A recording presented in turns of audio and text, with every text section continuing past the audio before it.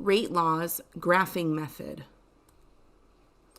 Reaction rate may depend on the concentrations of the reactants. The formula that describes how the reaction rate changes based on the concentration of the reactants is its rate law. The relationship between the rate and the concentration of reactant does not need to be the same as that of another reactant. This relationship is referred to as the order with respect to a particular reactant. Rate laws can only be determined experimentally. That's important. They are not related to the coefficients in the balanced equation for the reaction.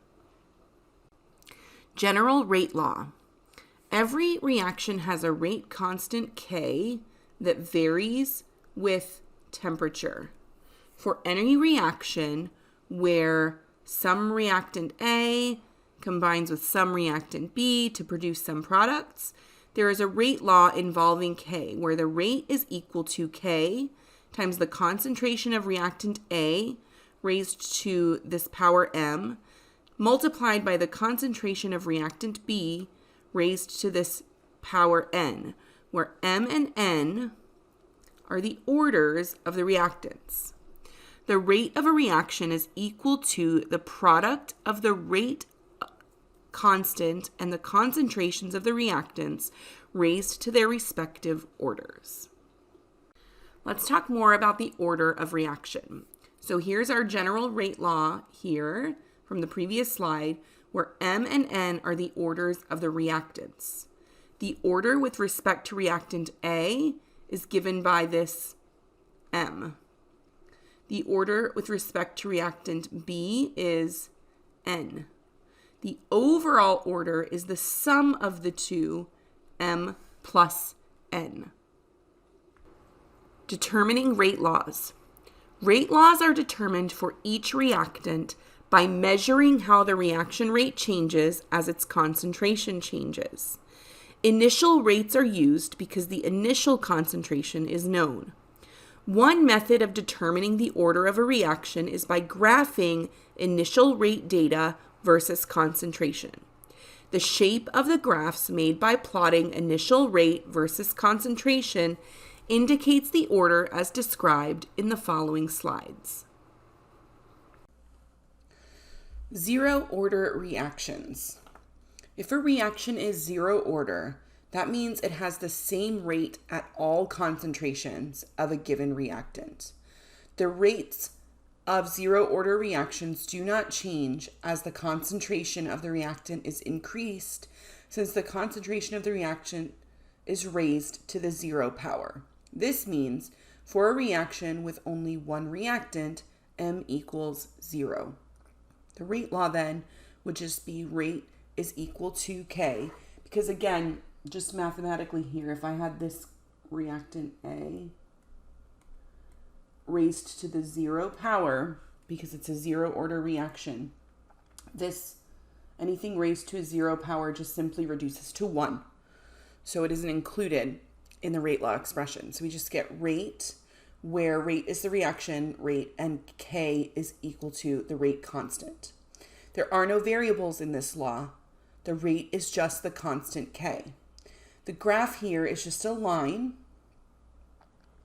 horizontal line, with a y-intercept of the initial rate and a slope of 0. So as the concentration increases, as we go to the rate, concentration increases, the rate does not change. The rate remains constant. First order reaction rates are proportional to their concentration. As a result, reaction rate increases as concentration increases. The concentration of the reactant is raised to the first power, or in this case, that superscript, that M value is equal to 1. The first order rate law then is rate is equal to K times the concentration of our reactant A. Remember, we're raising this to the power of 1. This is a linear equation with the rate increasing linearly as the concentration of the reactant increases. So as concentration increases, so does the rate. And the y-intercept is the initial rate. And the slope of this line is K. So you can see right here, this is our slope, K. Second order reaction rates are proportional to the square of the concentration of the reactant.